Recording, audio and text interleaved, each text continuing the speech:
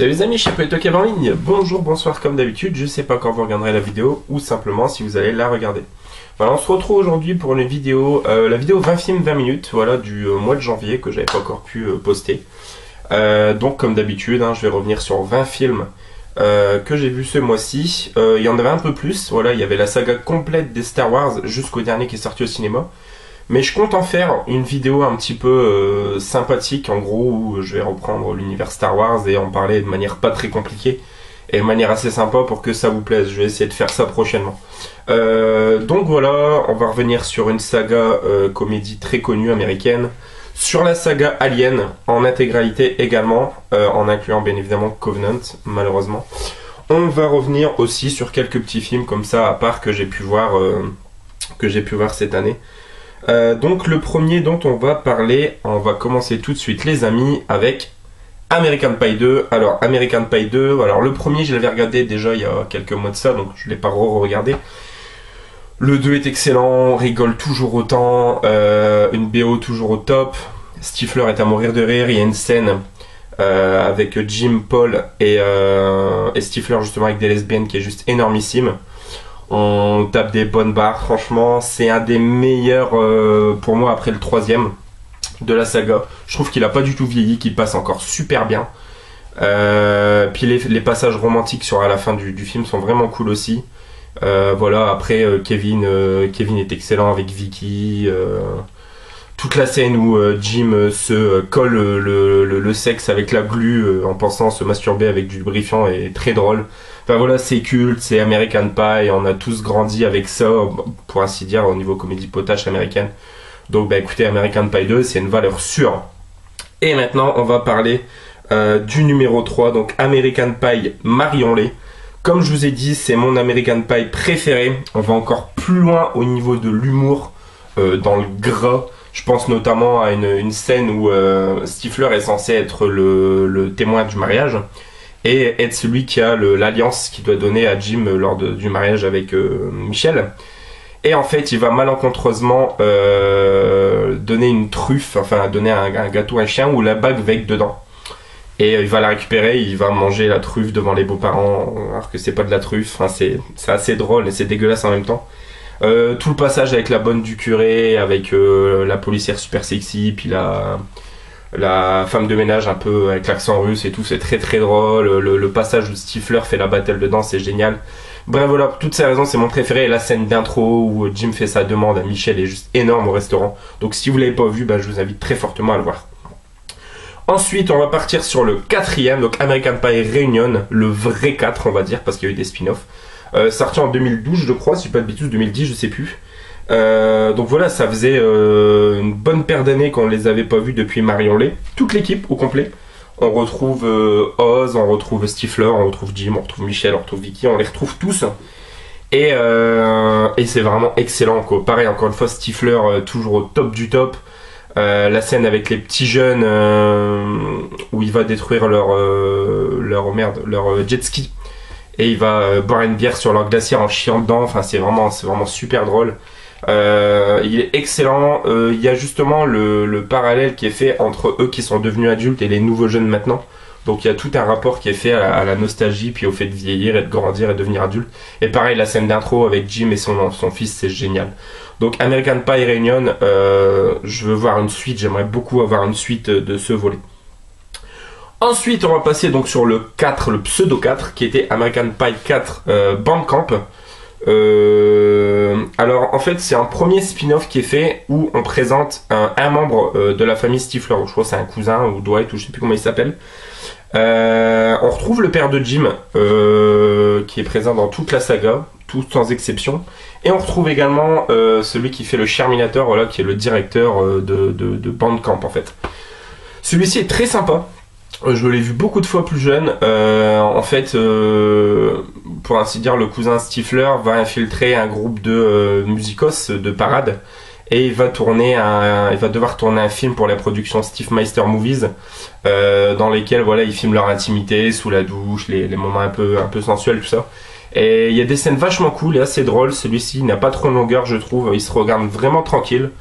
C'est le premier bon spin-off qui a été fait. Ouais, ils sont pas tous du même niveau, malheureusement. Ensuite, on est sur American Pie Beta House, où je crois que c'est pas String Academy, c'est l'autre Campus en Folie. Donc Campus en Folie, où on présente le personnage Tieflor le plus intéressant, je trouve, qu'on retrouve également dans String Academy. Donc on va avoir un ersatz de Jim, une sorte de Jim, et une sorte de Kevin, donc qui vont se retrouver donc à l'université. En fait, ils vont devoir faire les Olympiades, je sais plus, c'est les Olympiades du sexe, je sais plus comment ça s'appelle. Pour obtenir un trophée qui va mettre leur fraternité, leur maison au-dessus des autres. Et ça va juste être génial, quoi. On va avoir le vrai cliché de la maison purement geek avec toutes les références à Star Trek, Battlestar Galactica, enfin plein de trucs génialissimes. Des très bons gags. Mais voilà, celui-ci commence à avoir déjà quelques longueurs, je trouve. Et en fait, c'est toute la dernière demi-heure de mémoire qui est vraiment super bonne. Donc celui-ci, c'était pas le 5, je crois, celui-ci c'est le 6. Donc je vous invite à le voir fortement également, celui-ci quand même. Donc le 5 justement, c'était String Academy. String Academy qui est vachement cool aussi, mais pareil, celui-ci vraiment beaucoup de longueur, c'est assez répétitif, ça reprend pas mal de gags des premiers films. C'est intéressant à voir une fois, on rigole bien devant. Si on se fait un marathon American Pie, il passe crème. Mais voilà, c'est pas celui, si on a envie de se mater un American Pie, qu'on va mettre forcément. On reprend le même personnage du Stifler, le même cousin, celui qui est dans Campus en Folie. Et je crois pareil que de mémoire, il me semble que c'est le même qui joue la sorte de Jim. Donc bon voilà, c'est sympa, mais c'est vraiment loin d'être le meilleur pour moi. C'est le second moins bon, je trouve.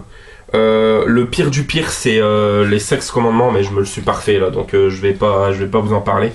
Mais voilà, String Academy, plutôt oubliable, très oubliable même. Donc voilà. Et on va continuer avec un dernier film dans le genre, pour le coup qui est moins connu. Ça s'appelle Mardi Gras, donc Spring Break, et c'est avec Carmen Electra. Voilà, c'est un point central, un point intéressant du film. C'est tout simple, c'est une bande de losers qui va se retrouver à la Nouvelle-Orléans pendant la période du carnaval de Mardi Gras, et qui vont avoir pour objectif de donner un maximum de colliers aux filles pour qu'elles se dessapent, qu'elles se dénudent. Donc voilà, un truc classique. Mais c'est plutôt sympa. Le personnage qui joue le gros dedans, je sais qu'on le voit dans pas mal de films, je sais plus trop dans quoi, mais je sais qu'on le voit dans pas mal de films ces derniers temps. Je passais un bon moment, la BO est plutôt cool également. Carmen Electra elle joue plutôt pas trop mal, on va dire. Et voilà, c'est une comédie américaine potache qui se laisse bien regarder. Donc si jamais ça vous dit, ça s'appelle Spring Break, Mardi Gras. Et ma foi, c'est très regardable, on va dire. Et là, on va arriver sur la saga, une saga qui me tient énormément à cœur. C'est la saga Alien. Donc là, vous le voyez pas, mais je suis en train de filmer sur mon mausolée Alien avec les figurines et tout le tintouin. J'avais pas vu Prometheus, j'avais pas vu Covenant, c'est chose faite, donc on va en parler. Donc on va commencer bien évidemment avec Prometheus, extrêmement mitigé. Je l'ai pas trouvé mauvais, mais je l'ai vraiment pas trouvé très bon. Moyen, mais moyen bien quand même. Si je devais lui mettre une note, je lui ai mis, je crois, 14,5 parce que j'avais tellement entendu se faire défoncer la gueule que je m'attendais à pas l'aimer. Et au final, j'ai quand même été agréablement surpris sur certains points. Le personnage de David est plutôt cool, même si très cliché. L'environnement, l'esthétique, c'est bien reproduit, c'est bien cool. L'angoisse est un peu présente.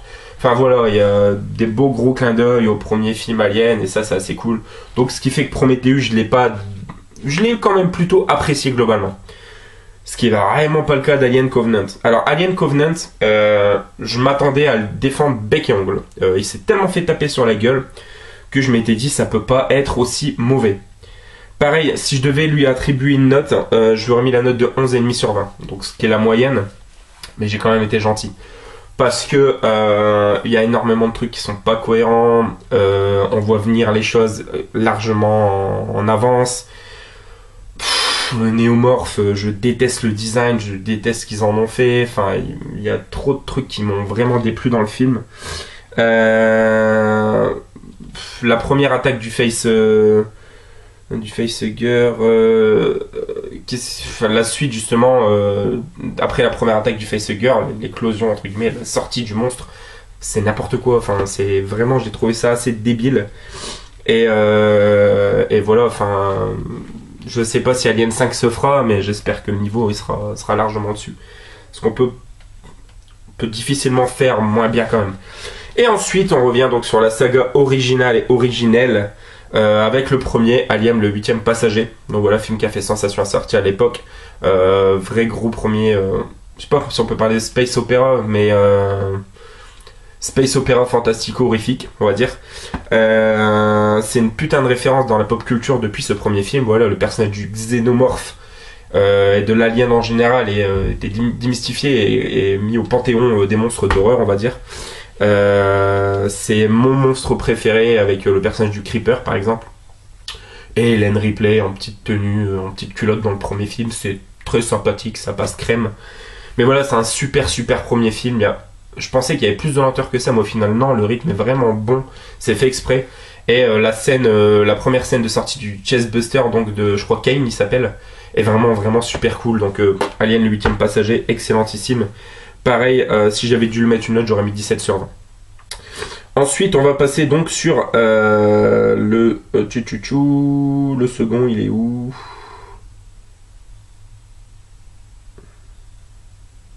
Donc sur Alien le retour, Aliens, qui va être beaucoup plus bourrin, beaucoup plus mature entre guillemets. Donc c'est un groupe de Marines qui va devoir aller éradiquer sur une base et chercher à voir s'il y a des survivants. Et Ripley va être avec eux en fait. Et à l'inverse, dans le premier film, on avait je crois un ou deux xénomorphes, vraiment menace très peu présente en nombre, mais on la sentait. Là, on en a dans tous les côtés, et c'est normal puisque dans celui-ci, il y a une reine alien, donc une pondeuse, donc beaucoup d'œufs avec beaucoup de facehuggers, et donc par la suite beaucoup de chestbusters et de xénomorphes. Et c'est juste excellent. Enfin, le 2, c'est mon préféré, ça bourrine de tous les côtés.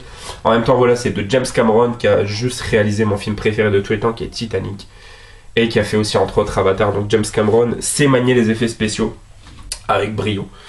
Donc le deuxième, si j'avais dû le mettre une note, je crois que j'aurais mis 18,5 sur 20, quelque chose comme ça. Et ensuite on passe sur le 3. Alors de mémoire, le troisième opus de David Fincher, j'aimais pas. Et en fait, après l'avoir revu, j'aime vraiment beaucoup. Il est super intéressant parce qu'il se démarque complètement des précédents films. Là, ça se passe dans une prison spatiale où c'est tout des grosses peines en fait, des gros criminels on va dire. Et il n'y a pas une seule femme, donc il y a un côté religieux en même temps où ils ont fait vœu de chasteté, où ils sont voilà. Et Ripley va se trouver donc parmi eux, ce qui va réveiller pas mal d'instincts primaires et primitifs chez bon nombre d'entre eux. Et là pareil, le monstre n'est pas présent en grande quantité, la menace on la sent, notamment lors d'une scène du discours de je sais plus quel nom du personnage, et on voit un chestbuster sortir d'un chien. Alors dans la version qui a été retravaillée, c'est dans un cheval ou un bœuf, je sais plus. Mais voilà, puis la fin est assez cool. Mais du coup, forcément, ça fait un quatrième opus qui suivra, qui repartira de zéro au final, parce que dans le troisième opus, je vais pas vous spoiler, je sais pas si vous l'avez tous vu, mais voilà, il se passe quelque chose que dans le 4, du coup, ça remet en question à la fin du 3. Et donc justement, le quatrième qui est Alien la Résurrection, qui est un que j'aime beaucoup, le premier que j'ai vu, je pense, plus jeune, de Jean-Pierre Jeunet, donc réalisateur français. D'ailleurs, il travaille avec Dominique Pinon également sur ce film. Il y a aussi Ron Perlman dans le film qui est assez cool. Donc le quatrième, c'est donc la résurrection. Donc voilà, Ripley revient. Et il y a une intrigue qui est intéressante. Elle serait la nouvelle mère de l'alien. Donc il y a un néomorphe, je sais plus comment il s'appelle, je crois que c'est le néomorphe. L'espèce de créature entre alien et humain qui est assez intéressante. Il y a des scènes vachement cool, la scène dans l'eau avec les aliens amphibies et tout, c'est vraiment génial. Je trouve que d'ailleurs, je sais pas si c'est Alien Résurrection qui a pompé Peur Bleue, le film avec les requins, ou Peur Bleue qui a pompé Alien la Résurrection, mais la scène avec les aliens amphibies et tout le moment où ils remontent à l'échelle, il y a quasiment une scène identique dans Peur Bleue. Mais voilà, bref, Alien la Résurrection, je lui aurais mis je pense 16,5 sur 20, quelque chose comme ça, de mémoire. Je sais plus, je l'ai là sous les yeux. Ouais voilà, 16,5 sur 20 exactement. Donc ensuite on passe sur Alien Predator. Alors le premier je l'avais vu au cinéma à l'époque et j'avais vraiment adoré, mais vraiment énormément. Et plus je le revois, moins je l'aime. C'est pas mauvais, hein, je lui ai mis je crois 14 sur 20. Mais voilà, c'est quand même pas super génial quoi. À la fin c'est pas cohérent. À partir du moment où les amis de mes ennemis sont mes amis, dans Les ennemis de mes ennemis sont mes amis, quand elle devient amie avec le Predator et qu'elle combat avec la reine alien. Enfin, il y a des trucs pas très nets, pas très cohérents. Esthétiquement, c'est vachement cool. Et en plus, gros clin d'œil parce qu'il y a Lance Henriksen qui joue le professeur de l'expédition et qui jouait le Bishop, l'androïde, dans le deuxième, je crois. Si je dis pas de bêtises. Donc ça, c'est vraiment cool. C'est un bon gros clin d'œil et ça montre son attachement à la saga. Et par contre, on va parler d'Alien Predator Requiem. Et là... Alors, les 20 premières minutes, jusqu'à ce que le père et le fils se font attaquer dans la forêt, c'est correct, mais après c'est n'importe quoi. Film, je lui ai mis 6,5 sur 20, j'ai vraiment détesté. Déjà c'est trop sombre, les combats sont pourris à souhait, il se passe rien, c'est du pompage énorme, surtout sur la fin sur Jurassic Park je trouve. Il n'y a pas d'inspiration dans ce film, c'était chiant, enfin j'ai vraiment pas aimé. Qu'est-ce que j'avais noté d'autre les 20 premières minutes? Le Prédalien qu'on voit à la fin du Alien Predator, mais il est exploité mais comme de la merde, alors que c'était une super idée je trouve, de base. Et voilà, enfin c'était vraiment nul. Ah si, il y avait une réplique à la fin, mais d'un ridicule. Et ouais, il parlait de faire un 3, j'espère que ça sera pas, ou que ce sera de bien meilleure facture, que ce sera à peu près au niveau du premier au moins. Parce que c'était vraiment pas bon quoi. Donc Alien Requiem. Et on va revenir sur une saga que j'aime énormément, qui est la saga Saw, je suis très fan. Et donc il y a eu Jigsaw qui est sorti l'année dernière et que je n'avais toujours pas vu. Et je l'ai vu. Eh ben j'aurais préféré pas le voir. Parce que pareil, qu'est-ce que c'était pas bon. J'ai vraiment... j'ai détesté. Une fin mais pourrie à souhait. On voit venir à 15 000 et des effets spéciaux nazes. Les morts, les pièges vraiment pourris. L'introduction vraiment mauvaise. C'est mal joué. On dirait que les acteurs n'en ont rien à branler. Je trouve que c'est pour le coup cracher à la gueule sur ce qui a été fait sur la saga Saw de base. Alors que je m'attendais à adorer ce film. J'ai été vraiment super déçu. Et je me le prendrai, je pense même pas pour compléter la saga, parce que pour moi, c'est un film à part, ça s'appelle Jigsaw, et voilà, c'est juste Jigsaw, et j'en veux pas. Donc, grosse, énorme déception même. On va partir sur un petit film français, une comédie française très légère qui s'appelle Mauvais Esprit. C'est avec Thierry Lhermitte, Ophélie Winter et Michel Muller, même si Michel Muller on voit pas énormément. Donc c'est vachement cool. Donc simplement Michel Muller il joue c'est quelqu'un qui fait des dessins, qui est un peu architecte, qui fait des dessins. Il va aller présenter des dessins à Thierry Lhermitte qui est patron d'entreprise, il va se faire bâcher, il va l'envoyer bouler quoi. Et en fait en sortant de l'usine il va le renverser et donc Michel Muller va mourir. Sauf que entre temps Ophélie Winter qui est la femme de Thierry Lhermitte est enceinte et le bébé dont elle va accoucher, c'est Michel Muller qui va être réincarné en ce bébé, donc il va en faire voir de toutes les couleurs à Thierry Lhermitte. C'est vraiment super fun, j'adore beaucoup ce film, c'est très drôle, le bébé est excellent, enfin Michel Muller l'interprète vraiment très bien. Donc c'est très léger, je lui ai mis 14,5 sur 20 je crois, et j'ai vraiment passé un super moment, je l'avais vu très jeune, et j'étais bien content du coup de le revoir. Donc ça s'appelle Mauvais Esprit. On va revenir sur un film vraiment pas bon non plus, faut être honnête, ça s'appelle Arachnia, donc pareil je suis un passionné de films d'araignées, Arachnophobie en tête bien évidemment, en premier avec l'horrible invasion, Arak Attack et tout, bref. Arachnia c'est un film qui n'est disponible qu'en import, qui n'est pas de version française. Donc toquet, je viens probablement de voir le film du mois, de l'année, de la décennie. Des araignées géantes, des boobs, des lesbiennes. Pitch de base, un crash d'avion suite à une météorite alien qui s'écrase et donne naissance à des araignées mutantes. Wouhou! Et alors ça vaut quoi? Très mauvais jeu d'acteur, très mauvais. Quelques références sympas à Evil Dead, Alien 2. Pour la fin, même Starship Troopers. Il m'a semblé des bonnes références, mais pas exploitées au top. Très petit budget pour cette série B, voire Z, voire même inventer d'autres lettres. Pas mal de longueur, c'est souvent très chiant et le design des araignées est dégueu. Elles queen comme des truies. Les araignées, pas les actrices, hein. Quoique. Et ce cliffhanger, oh là là, film dispo, cœur n'importe. Bref, c'est vraiment super médiocre et je lui ai mis 6 sur 20, donc voilà. Film Osef as fuck. Si vous voulez vous le procurer pour la collection, c'est sympa, ça en import, c'est une pièce assez rare finalement. Mais voilà, c'est pas forcément parce que c'est rare que c'est bon. Donc Arachnia, je vous le déconseille, franchement. Ensuite, on va continuer avec là pour le coup une comédie que je n'avais encore jamais vue, donc avec Robin Williams, donc big dédicace à toi Goldie, mon frérot. Donc ça s'appelle Kodiak Man, donc c'est une comédie des années 90 où on retrouve Tim Robbins d'une part et Robin Williams de l'autre. Robin Williams incarne je sais plus comment on dit, un mec qui travaille dans une concession automobile. Il est concessionnaire automobile, voilà. Et bon, il est un petit peu dragueur, il est en difficulté, mais il est en divorce, je crois, avec sa femme. Et va débarquer Tim Robbins, qui va prendre en otage sa concession automobile, qui va arriver en mode Kalachnikov, tout ça. Et en fait, il va s'installer un climat de confiance entre les deux, il va y avoir beaucoup de dialogues, il y a des scènes très très drôles. J'ai passé un très bon moment dans le film, c'est vraiment une belle découverte. Je pense que c'est un des moins connus de Robin Williams. Et franchement, ouais, j'ai vraiment passé un bon moment. Tim Robbins est très très bon aussi. Donc j'ai mis 15 sur 20. Donc voilà, Kat Jackman. Et pour terminer, une très grosse déception. Un acteur français que j'aime beaucoup également, c'est Guillaume Canet. Et il y a quelques mois de ça, il a sorti son film Rock'n'Roll. Donc un film assez cool sur le pitch de base. Avec pas mal de caméos, on a Johnny Hallyday, on a Kev Adams, on a son pote de toujours Pascal Elbé, on a Gilles Lelouch, pardon, on a Marion Cotillard bien évidemment. Et donc c'est une comédie un petit peu réaliste. En gros, Guillaume Canet et Marion Cotillard jouent leur propre rôle et tous les acteurs dedans également. Et en fait, ça va être une comédie comédie dramatique même, d'ailleurs plus dramatique que comique, où Guillaume Canet exprime son mal-être de vieillir avec le temps qui passe, tout ça, qu'il n'y a plus de bon rôle, qu'il n'est plus le sex symbole comme il a pu l'être à une époque. Et il va chercher à le redevenir tout ça en essayant de faire un truc pour le rajeunir à l'extrême et le faire très rock'n'roll. Donc j'ai été extrêmement déçu, c'est pas très drôle, on sourit plus qu'on rit. On rit pas beaucoup dans le film. Le caméo, le passage de Johnny est vraiment bon. D'ailleurs, il y a une scène qui était presque évocateur de sa mort, quoi, bizarrement. En fait, Guillaume Canet interprète trop puissamment son rôle qu'on est happé dedans et on a plus d'empathie et de pitié pour le personnage qu'on ne devrait en rire, donc c'est assez compliqué.